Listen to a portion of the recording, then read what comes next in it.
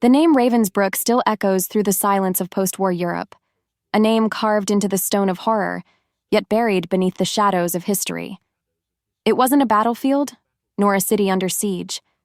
It was something far worse, a place built to erase humanity itself.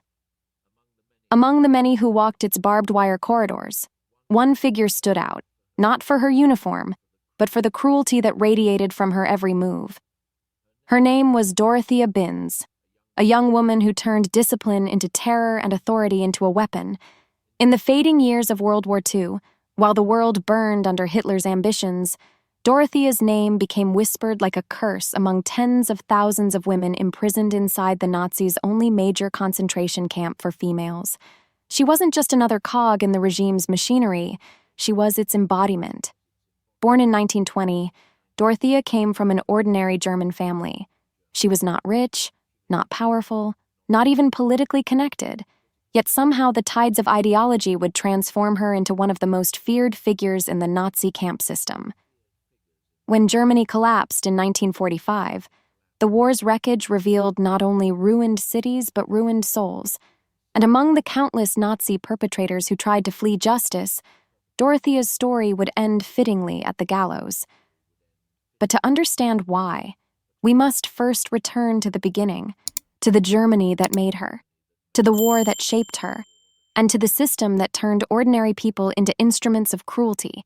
Because Dorothea Binz wasn't born a monster. She became one.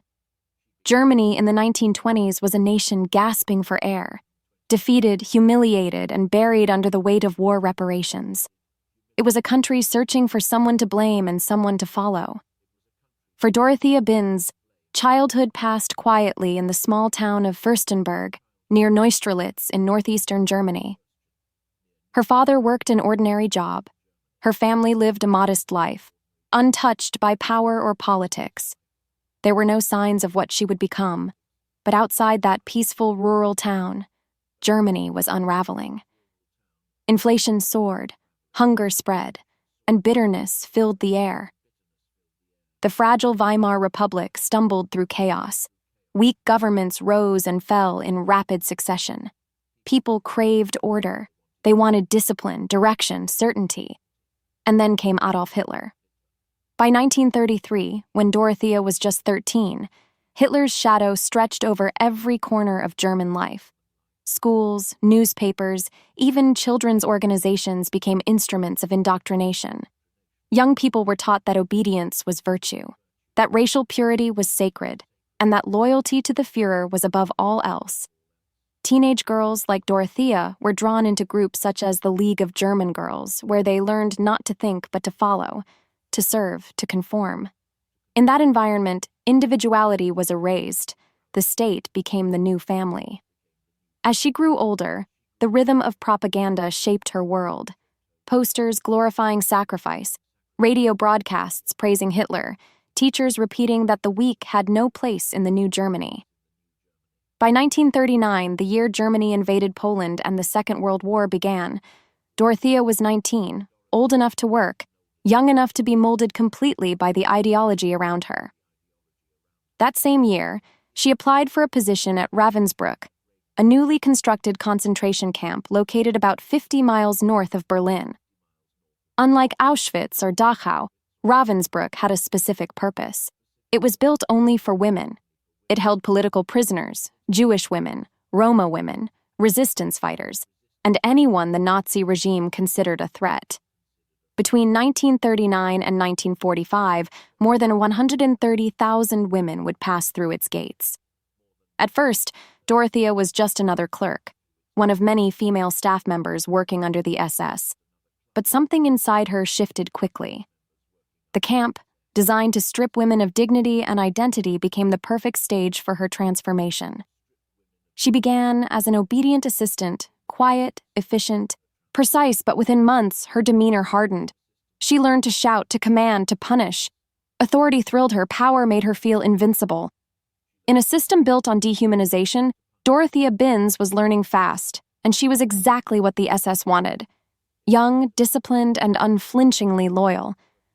By 1943, just 4 years later, she would rise to one of the highest positions in the camp, Deputy Chief Overseer of Ravensbrück, second only to the Commandant himself, and from that moment on, fear had a new face. Ravensbrück was unlike any other place on Earth, a world surrounded by barbed wire and silence, where identity vanished the moment a woman stepped through its gates. Here, life had no meaning, only rules, only obedience, only fear. When Dorothea Binz first arrived in 1939, she was one of dozens of female guards in training, yet even among them she stood out. She followed every order to perfection, precise, disciplined, emotionless. But what made her terrifying was not obedience. It was pleasure. She seemed to find satisfaction in control. By 1943, promoted to Deputy Chief Overseer, Dorothea commanded thousands of women. Her word could decide who lived or who would never see another sunrise. Every morning, prisoners were forced to line up for roll call, no matter the weather, no matter how weak or sick they were. Some stood for hours, trembling, half-conscious. And this was when Dorothea appeared, walking slowly through the lines, scanning faces like a hunter searching for prey. If someone looked frail, if a woman coughed, flinched, or stood unevenly, Dorothea would step forward and punishment followed. She wielded power not as duty, but as domination. Survivors later said that sometimes she didn't even need a reason. She would simply point, and it was enough to seal a woman's fate. In Ravensbrück, violence was not random. It was systematic, yet under Dorothea's supervision, it became personal. Witnesses recalled her laughter echoing during punishments. She often forced other prisoners to participate, to clean, to hold victims down, to become unwilling accomplices in their own torment. The camp's cruelty wasn't only physical, it was psychological, engineered to destroy solidarity and hope. One survivor, a Polish resistance fighter, remembered how Dorothea ordered her to be beaten for helping another prisoner stand. The woman collapsed, broken, and never recovered.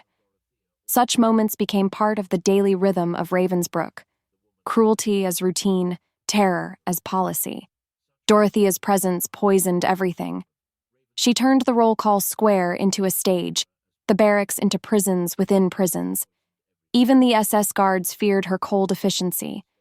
And yet, amidst this horror, Dorothea found companionship with Edmund Brüning, a male SS officer equally consumed by violence. They walked the camp together, as if it were their kingdom. Witnesses later testified that they punished women side by side, sometimes laughing together as others screamed. Their relationship wasn't love, it was power feeding upon power.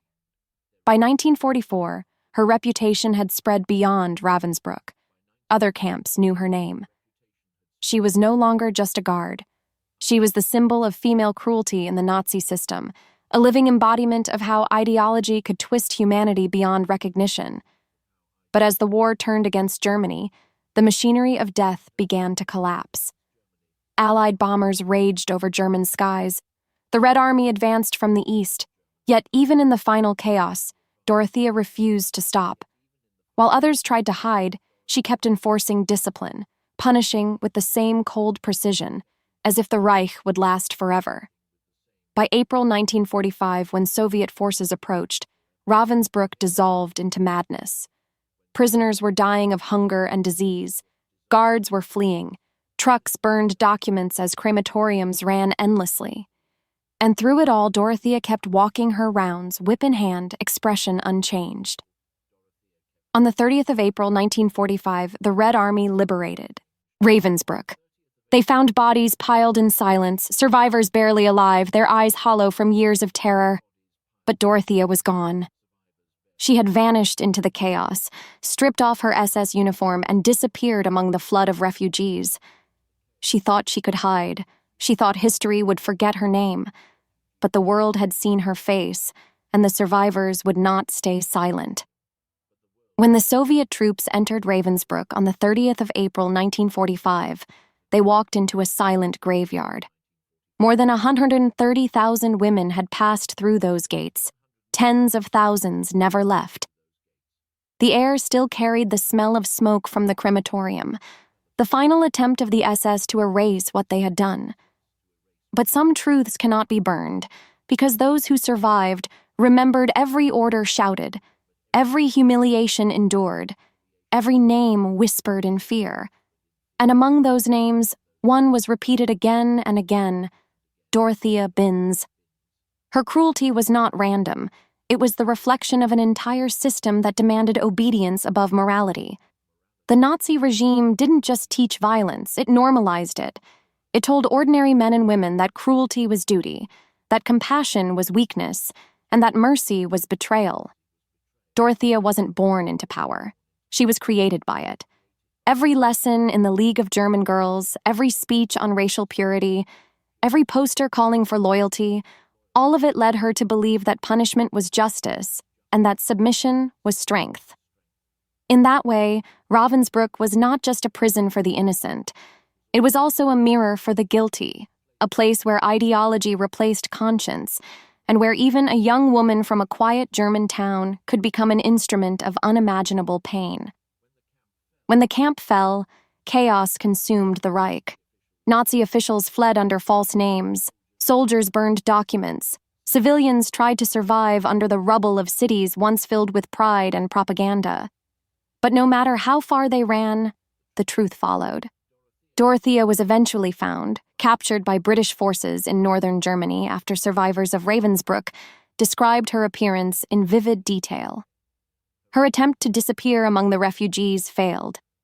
The same precision she once used to control others would now be used against her in a courtroom, built not on ideology, but on justice. The Ravensbrück trials, held in Hamburg in 1946, were not as famous as the Nuremberg trials, but for the women who survived, they were far more personal. For the first time, the world listened, really listened, to the stories of those who had been silenced. One by one, survivors took the stand. Their voices trembled, their bodies frail, yet their words carried the weight of thousands of lost souls. They spoke of roll calls under freezing skies, of punishments for the smallest gestures of kindness, of laughter that followed cruelty. And through every testimony, Dorothea's image became clearer. Not a faceless soldier, not a nameless bureaucrat, but a human being who chose to destroy rather than to save. In those moments, the courtroom wasn't just a place of law, it was a confrontation with conscience. Germany had fallen, but now for the first time it had to look at itself. Dorothea sat silent throughout the trial. She showed no remorse, no emotion, no regret. To the end, she seemed to believe that what she had done was part of some necessary order, that cruelty, once sanctioned by the state, could not be wrong. But history had changed. The Reich was gone, and a new world was demanding accountability for every command shouted at Ravensbrück, for every woman broken by her hand. Justice would finally speak. The trial of Dorothea Binz became one of the defining moments of the Ravensbrück proceedings. Out of 29 defendants, 16 women and 13 men, she was one of the youngest, yet her crimes were among the most severe. The courtroom in Hamburg was silent when the survivors entered. Many still bore the scars, not just on their bodies but in their eyes. They faced the woman who had once ruled over their suffering.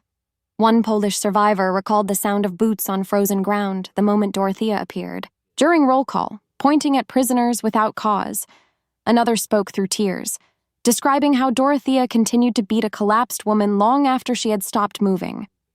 Their words weren't fueled by vengeance. They were acts of remembrance. Each testimony stripped away the last fragments of denial. There was no bureaucracy to hide behind. No, I was following orders to erase accountability. Dorothea Binz had wielded her power with intent, and the world now demanded her answer for it. She never confessed. She never begged. She sat through the trial, cold, expressionless, as if the fate of others or even her own no longer mattered. But history was no longer hers to control. On the 3rd of February 1947, the British military court pronounced her sentence, death by hanging. She was 26 years old, the same age as many of the women she had destroyed. The man assigned to carry out the execution was Albert Pierrepoint, Britain's most experienced executioner. the same man who had sent numerous Nazi officials to their end at Hamelin prison.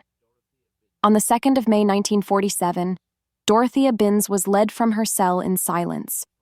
No tears, no words, no final plea. Within seconds, it was over. Her body was buried in an unmarked grave, no ceremony, no memory, no legacy. The British made sure her name would never be honored again. Yet, history doesn't erase easily. Decades later, as survivors began to share their memories, Dorothea's name resurfaced in testimonies, books, and documentaries. She became a symbol, not of power, but of how ideology can corrupt the ordinary, how obedience can birth evil. The legacy of Ravensbrück extended far beyond its barbed wire. It became part of the broader tapestry of Nazi war crimes, a reminder that the Holocaust was not only carried out by generals or men in offices, but also by women who believed they were serving something greater than humanity itself. By the end of the war, the statistics told a story almost too vast to comprehend. 6 million Jews murdered, millions more enslaved or displaced, entire nations scarred. Ravensbrück alone claimed over 50,000 lives, women from every corner of Europe. Justice came slowly, and not for everyone. Many perpetrators disappeared, blending into the ashes of post-war Germany. But for Dorothea Binz, justice was swift and absolute. Her life ended as brutally as the system she had served.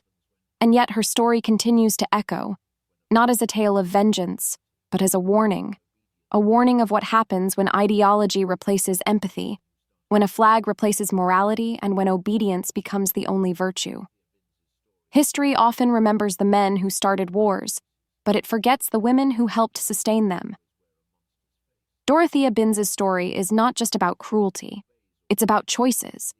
It reminds us that evil doesn't always wear a monster's face. Sometimes it smiles, obeys orders, and believes it is doing the right thing.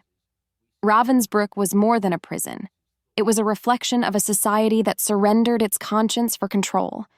Inside its fences, we see what happens when fear replaces thought, when ideology replaces empathy, and when humanity is reduced to obedience. Dorothea Binz was 26 when justice caught up with her, young but already consumed by a lifetime of cruelty. Her name, once feared, now stands as a symbol of what the world must never allow to happen again. The story of Ravensbrück belongs to every victim who never left those gates. The mothers, the daughters, the resistance fighters, and the forgotten faces of Europe's darkest years. Their suffering is not just a record of the past, it is a warning for the future. Because whenever hatred is justified by ideology, whenever obedience is valued more than compassion, the shadow of Ravensbrück begins to rise again. So remember their names, tell their stories, and never let the silence return. Thank you for watching Death Chamber. If you believe history must be told truthfully, fearlessly, and without forgetting, please like this video. Subscribe and ring the bell icon so you never miss an update.